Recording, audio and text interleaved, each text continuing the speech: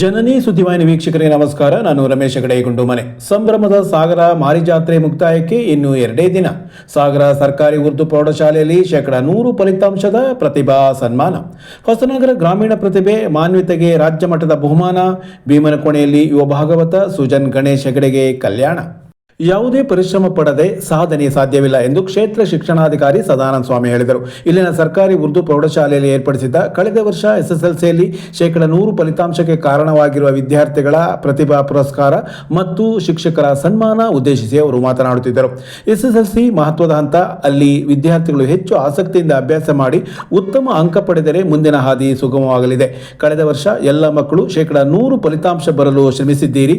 ಈ ಶ್ರಮಕ್ಕೆ ನಿಮಗೆ ಸನ್ಮಾನ ಸಿಗುತ್ತಿದೆ ಎಂದು ಹೇಳಿದರು. ಮುಖ್ಯ ಶಿಕ್ಷಕ ದತ್ತಾತ್ರೇಯ ಭಟ್ ಮಾತನಾಡಿ, ನಮ್ಮ ಶಾಲೆಯು 9 ಬಾರಿ 100% ಫಲಿತಾಂಶ ಪಡೆಯುವ ಮೂಲಕ ರಾಜ್ಯದಲ್ಲೇ ಹೆಸರು ಗಳಿಸಿದೆ. ಈ ಸಾಧನೆ ಮಾಡಲು ಶಿಕ್ಷಕರ ನಿರಂತರ ಶ್ರಮ ಹಾಗೂ ಪೋಷಕರ ಸಹಕಾರವೇ ಕಾರಣವಾಗಿದೆ. 100% ಫಲಿತಾಂಶ ತೆಗೆಯುವುದು ನಮ್ಮ ಸಂಪ್ರದಾಯ. ನಮ್ಮ ಶಾಲೆಗೆ ಪ್ರೌಢಶಾಲಾ ಹಂತಕ್ಕೆ ಬರುವಾಗಲೇ ವಿದ್ಯಾರ್ಥಿಗಳು 100% ಫಲಿತಾಂಶ ತೆಗೆದುಕೊಳ್ಳಲು ಮಾನಸಿಕವಾಗಿ ಸನ್ನದ್ಧರಾಗಿರುತ್ತಾರೆ.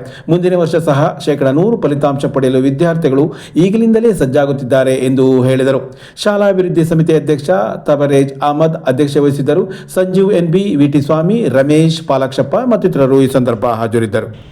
ತಮ್ಮನ್ನು ತಾವು ಸಂಪೂರ್ಣವಾಗಿ ತೊಡಗಿಸಿಕೊಂಡಾಗ ಯಾವುದೇ ಕಾರ್ಯದಲ್ಲಿ ಯಶಸ್ಸನ್ನು ಪಡೆಯಲಿಕ್ಕೆ ಸಾಧ್ಯ.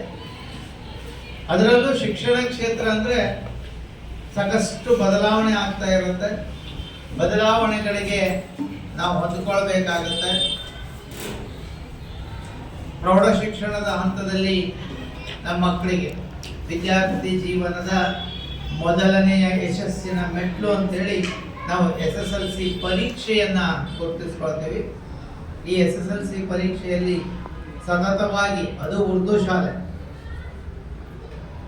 ಶಾಲೆಯಲ್ಲಿ ರಿಸಲ್ಟ್ ಮಾಡೋದು ತುಂಬ ಕಷ್ಟ. ಅದರಲ್ಲೂ ಕನ್ನಡ ಮತ್ತು ಇಂಗ್ಲಿಷ್ ಎಲ್ಲ ಸಬ್ಜೆಕ್ಟಲ್ಲೂ ಹುಡುಗರು ಪಾಸ್ ಆಗಿಬಿಡ್ತಾರೆ. SSLC ತುಂಬಾ ನೋಡಿದ್ದೀವಿ. ನಾವು ಉರ್ದು ಶಾಲೆಗೆ ಹೋದ್ರೆ ಹೇಳೋದು ಒಂದೇ, ನಿಮ್ಮ ಹುಡುಗರಿಗೆ ಒಂದಿಷ್ಟು ಕನ್ನಡ ಮತ್ತು ಇಂಗ್ಲಿಷ್ ಅನ್ನ ಕಲಿಸಿ ಅಂತೇಳಿ. ಯಾಕಂದ್ರೆ ಮನೆಯಲ್ಲಿ ಉರ್ದು ಮಾತೃಭಾಷೆ ಆಗಿರೋದ್ರಿಂದ ಉರ್ದು ಮಾಧ್ಯಮದ ವಿಷಯಗಳನ್ನ ನಮ್ಮ ಮಕ್ಕಳು ಸುಲಭವಾಗಿ ಕಲಿತಾರೆ, ರಿಸಲ್ಟ್ ಮಾಡ್ಕೊಡ್ತಾರೆ. 100% ಆ ಸಬ್ಜೆಕ್ಟ್ ಅಲ್ಲಿ ಆಗುತ್ತೆ. ಆದ್ರೆ ಈ ಮಕ್ಕಳಿಗೆ ಸ್ವಲ್ಪ ಕನ್ನಡ ಮತ್ತು ಇಂಗ್ಲಿಷು ಕಷ್ಟ ಆಗೋದ್ರಿಂದ ನಾವು ಉರ್ದು ಶಾಲೆಗಳಿಗೆ ವಿಸಿಟ್ ಕೊಟ್ಟಾಗ ಹೆಚ್ಚು ಫೋಕಸ್ ಮಾಡುವಂಥದ್ದೇ ಅದು.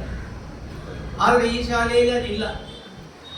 ಸತತವಾಗಿ 8 ವರ್ಷಗಳಿಂದ ಒಂದು ಉರ್ದು ಮಾಧ್ಯಮದ ಸರ್ಕಾರಿ ಶಾಲೆ, ಅದರಲ್ಲೂ ವಿಶೇಷವಾಗಿ ಖಾಸಗಿ ಶಾಲೆ ಅಲ್ಲ, ಉರ್ದು ಮಾಧ್ಯಮದ ನಮ್ಮ ಸರ್ಕಾರಿ ಶಾಲೆ ಸತತವಾಗಿ 100% ರಿಸಲ್ಟ್ ಅನ್ನ ಮಾಡುತ್ತೆ ಅಂತ ಆದ್ರೆ ಶಿಕ್ಷಕರ ಪರಿಶ್ರಮ,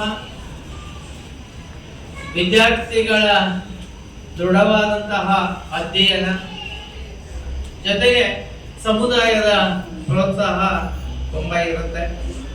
ಆ ಯಶಸ್ಸನ್ನ ನೀವು ಸಾಧಿಸಿದಿರಿ, ಮಾಡಿದಿರಿ. ಹೊಸನಗರ ತಾಲೂಕು ಬಟ್ಟೆಮಲಪ ದೊಂಬೇಕೊಪ್ಪ ಶ್ರೀ ರಾಮಕೃಷ್ಣ ವಿದ್ಯಾಲಯದ 9ನೇ ತರಗತಿ ವಿದ್ಯಾರ್ಥಿನಿ ಮಾನ್ವಿತಾ ಪರಮೇಶ್ವರ್ ಗುಂಡಿಕೇವಿಗೆ ರಾಜ್ಯ ಮಟ್ಟದ ಪ್ರತಿಭಾ ಕಾರಂಜಿಯ ಭರತನಾಟ್ಯ ಸ್ಪರ್ಧೆಯಲ್ಲಿ ತೃತೀಯ ಬಹುಮಾನ ದೊರೆತಿದೆ.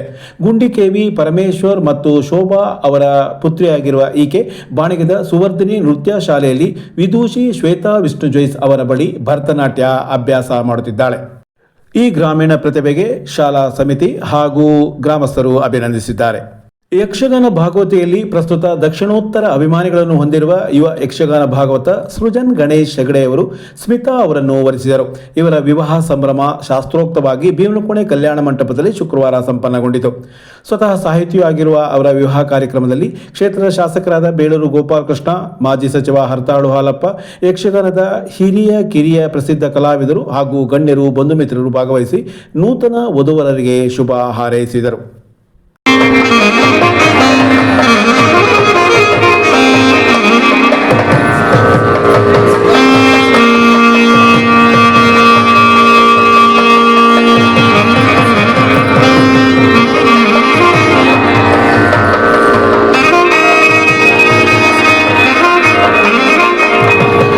ಕಂಡಳಾಗ ನವವಸಂತ ಋತು ವಿಲಾಸವ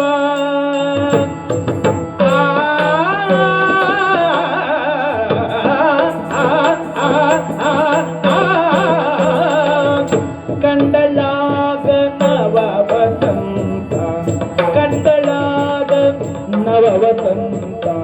ಋತುವಿಲಾಸವ ಕಂಡಳಾಗ ಕಂಡಳಾಗ ನವವಸಂತ ಋತುವಿಲಾಸವ ಪುಂಡರೀಕ ಪೂವ ಕೊಳ್ಳದಿ ಜೋಡಿ ಹೌಸವ ಪುಂಡರೀಕ ಪೂವ ಕೊಳ್ಳದಿ ಪುಂಡರೀಕ ಪೂವ ಕೊಳ್ಳದಿ ಜೋಡಿ ಹೌಸವ ಕಂಡಳಾಗ ಋತುವಿಲಾಸವ ಕಂಡಳಾಗ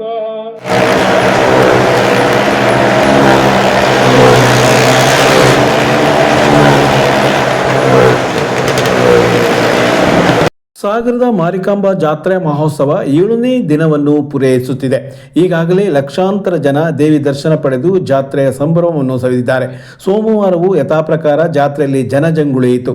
ಜಾತ್ರೆಯ ಅಂಗಳದಲ್ಲಿರುವ ವಿವಿಧ ಪ್ರದರ್ಶನಗಳನ್ನು ನೋಡುವುದಕ್ಕೆ ಜನ ಆಸಕ್ತಿಯಿಂದ ಭಾಗವಹಿಸುತ್ತಿರುವುದು ಕಂಡುಬಂತು. ಈ ಬಾರಿಯ ಜಾತ್ರೆಯ ವಿಶೇಷವಾಗಿರುವ ಲೋಹದ ಹಕ್ಕಿ ಹಾರಾಟ ಸೋಮವಾರ ಮಧ್ಯಾಹ್ನದವರೆಗೆ ಬಿಡುವಿಲ್ಲದೆ ನಡೆದಿರುವುದು ವಿಶೇಷವಾಗಿತ್ತು. ಅಲ್ಲದೆ ನೆಹರು ಮೈದಾನದಲ್ಲಿ ವಿಧ ವಿಧದ ಪ್ರದರ್ಶನಗಳು ಜನರ ಸೂರೆಗೊಂಡಿರುವುದು ಕಂಡುಬಂತು. ಇಂದಿನ ನೋಟಗಳು.